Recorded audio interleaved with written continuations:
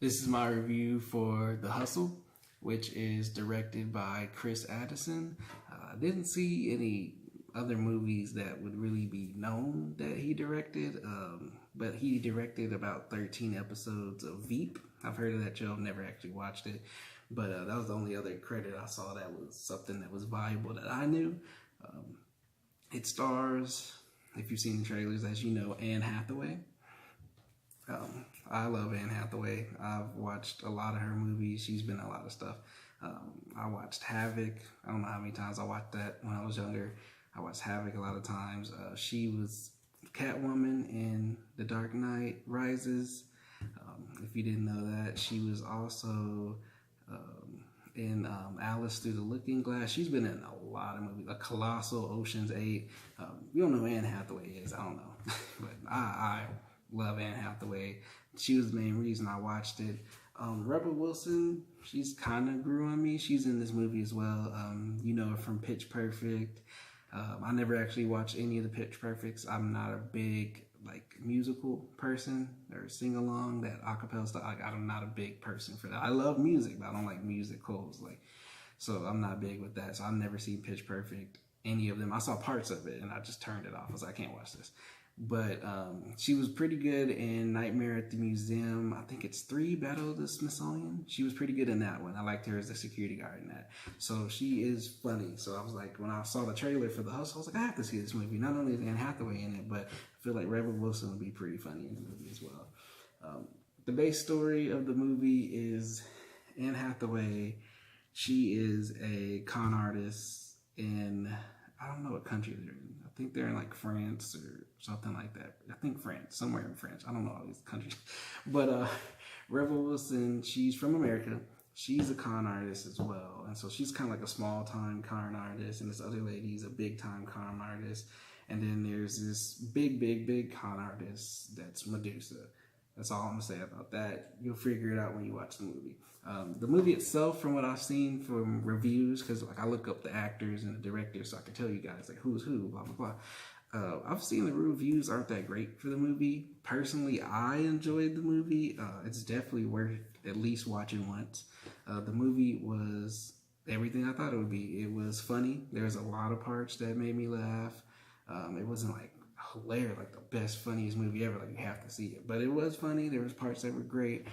The story was pretty interesting to me as well. I don't know if it's just a slow day for me on twist, but the story was pretty good. The story got me. I feel like they did a great job of making you care about the characters. Not really Anne Hathaway's character, kinda, but Rebel Wilson, I did care for her character. And then there's another guy in here, I think his name's Alex Sharp. He plays this rich guy that they're trying to run a con on and everything. And he's pretty interesting. I liked him in the movie. He's pretty cool. He's supposed to be the young guy who developed an app and he got rich off of it, things like that. But the way the story plays out, it's not something we've never seen before in a way. The twists are pretty good. The twists are good. The way the movie ends is good. I like the way that they brought it full circle. But the one thing I could say is, like I said, the jokes are good. It's funny. A lot of the stuff that they do, the cons that they do, are hilarious. It's funny because I'm just thinking in my mind, people actually fall for this, in real life. This really happens. They really try to get people with this. But basically what their tactic is using the sympathy of men or women to try to give them money, things like that. The way the movie starts off, it just starts, and then you get it, and you're like, oh, okay. But they have a cute little intro too. It was okay. But when they start doing the cons and everything, if you actually pay attention to what they're telling all these people, you're I started laughing just because these people were following. I'm like, this is ridiculous. Why are they following for this? And you're using the same thing over and over. I know it's a different person, but man. Oh, and then some of the people figure out that they're conning them, and the reactions to that is hilarious. I didn't expect that. So some of those are hilarious. They're not really that huge in the bigger part of the story, but the thing itself is just, it was Anne Hathaway's character not really wanting her to intrude on her territory because she's trying to con all these rich people and get as much money as she can. She's greedy. She doesn't want her coming in and getting the money too. So there's that relationship. I felt like the movie progressed pretty well. It developed pretty well. Definitely, like I said, it's not the funniest, best movie ever, but it was worth the watch. I enjoyed my time watching it.